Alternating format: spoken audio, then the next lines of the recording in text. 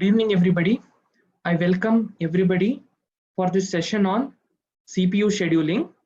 So today we will discuss about one more algorithm, that is primitive SJF scheduling, shortest job first scheduling. Okay. Now, what happens in primitive SJF scheduling? So when a new process enters a ready queue with another process, still it is executing, right? There will be a choice. Okay, if a new process arrives with CPU burst less than the remaining time of current executing process, preempt, right? So this scheme is also called as an shortest remaining time first, right? So one more important point you should note down here is that in this scheme, the arrival time of every process plays a key role, right? Now you just see. Now I'll demonstrate this shortest remaining time first algorithm. See here. See what happens here. Now you take four processes here. What are the four processes? P1, P2, P3 and P4. So P1 arrival time is 0 and burst time is 5. P2 arrival time is 1, burst time is 3 and P3 arrival time is 2 and burst time is 4. P4 arrival time is 4, burst time is 1. Right. So you have the criteria is nothing but the burst time, right? And mode is primitive, right? Mode is primitive, right? Now you just see here. Now I'll explain this through a Gantt chart here. I told you this, the Gantt chart is just like a bar chart. So and the in x-axis you have the time and y-axis the process is being completed, that is task completed. Okay, now I'll demonstrate this algorithm using this Gantt chart. Now at the time 0, now you take this particular time 0, you check that any process is been arrived here. Yeah, see at the time 0 the process P1 is been arrived, right? Process P1 is been arrived and the burst time is 5. Okay, burst time is 5. Now you execute you execute for the 1 unit. Execute for an 1 unit. Then you send that process to the ready queue. What you see, when you execute for this process for 1 unit, then you check whether any shortest job has arrived. See, now 1 unit you execute. Now what happens here? This one will be 5. It will be 4 now if you execute 1. Now during this particular hour, during this particular time 1, you check that any process is been arrived. Yeah, see here, the process P2 is been arrived, right? Now you check the burst time here 3. Now already one process is there in the memory, right? 4. Now what happens? This one burst, when you compare the burst time, burst time, when you compare this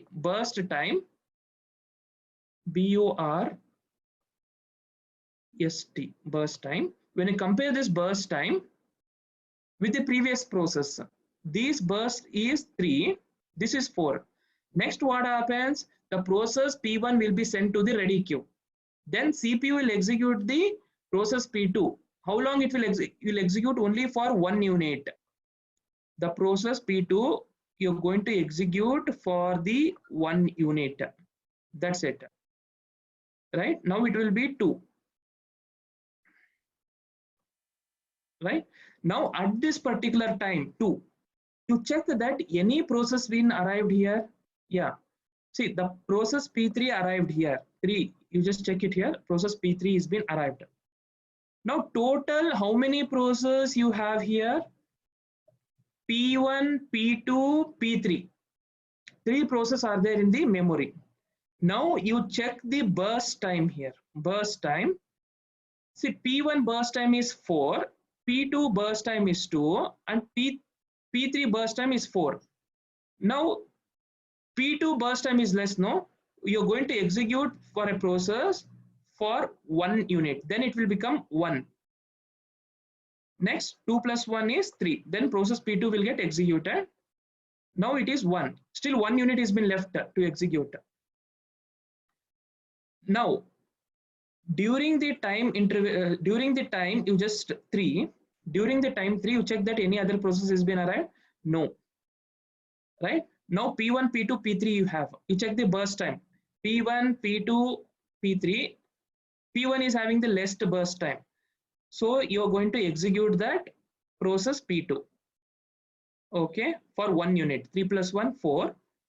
Now process P2 has been completed execution. Then you remove this. You remove the process P2 is been removed from the memory. Over it is. Right? Now you check at the time interval 4. Any process is been arrived here? Yeah. See, process P4 is been arrived. Okay. And you check now how many processes are there in the memory? We have P1. Process P1 burst time is 4.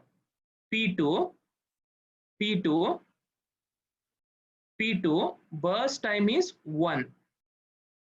And sorry, the P2 process has been finished execution. Process P1 burst time is 4. Process P3 burst time is 4. Process P4 burst time 1. Right? Now what we are going to do, we are going to execute this process P2 and we are going to remove it from the memory. 1 unit we execute it here. So now process P4 completes its execution. Now after that what you're going to do, now how many processes are there in memory? P1 is there, P3 is there. P1 process, it is having the burst time of 4. P3 is a process which is having the burst time of 4. Next, what happens? There is a conflict now.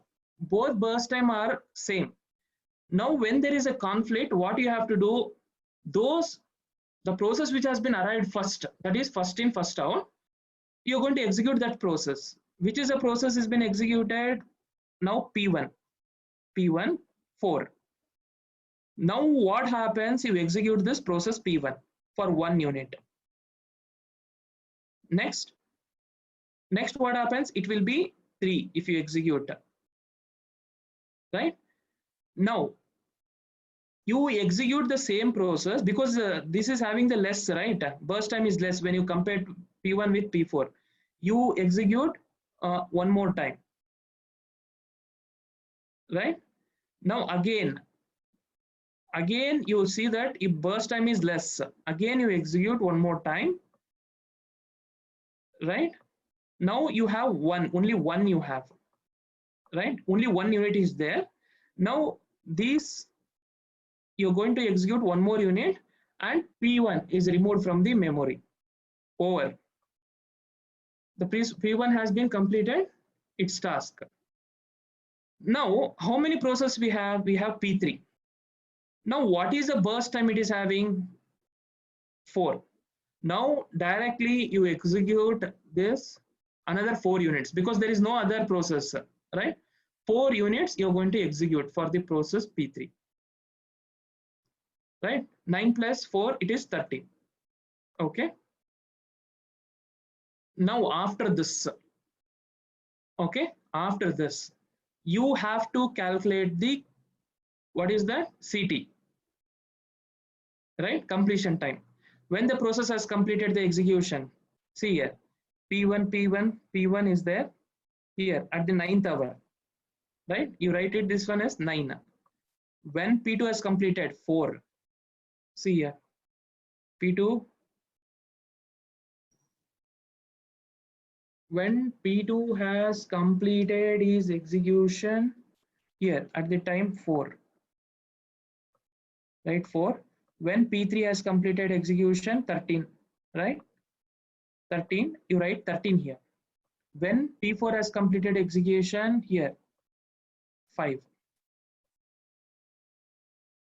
right? Now, turnaround time. How are you going to find out the turnaround time? Completion time minus arrival time. 9 minus 0, 9. 9 minus 0, 9. 4 minus 1, 3. 13 minus 2 is 11. Right? 5 minus 4 is 1. This is total turnaround time. Waiting time, total turnaround time minus burst time. See, here you have to take this burst time, 5. Right? You should not take the next one. 9 minus 5 is 4. Next, 3 minus 3, 0. 3 minus 3, 0. 11 minus 4, 7. 5 minus, sorry.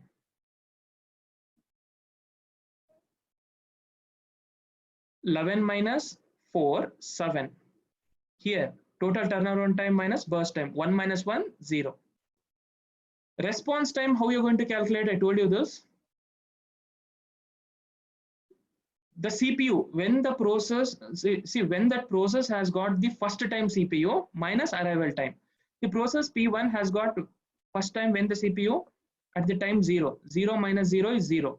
Process P2 when it has got 2. Here you just check it here. Process P2, left side you have to check it here. P2, 1. 1 minus 1, arrival time. 1 minus 1 is 0. Next, process P3. When it is got first time the CPU, where is P3, P1, P3, P3. Left side you check 9. 9 minus 2. This 9 is there now. This 9 minus 2. You're going to get 7. Next, when does the process P4 got the CPU cycle? Here, left side. 4. What is the arrival time? 4. 4 minus 4, 0. Right? This is about the response time. Now, if you want to calculate the average turnaround time, you divide this particular column. This particular column, you divide it. 9 plus 3, 12. 12 plus 11, 23. 23 plus 1, 24. 24 divided by 4, 6. Average waiting time, 4 plus 7, 11. 11 divided by 4, 2.75. Average response time, 7. 7 divided by 5, 4, 1.75. Right? This is an average response time. Okay.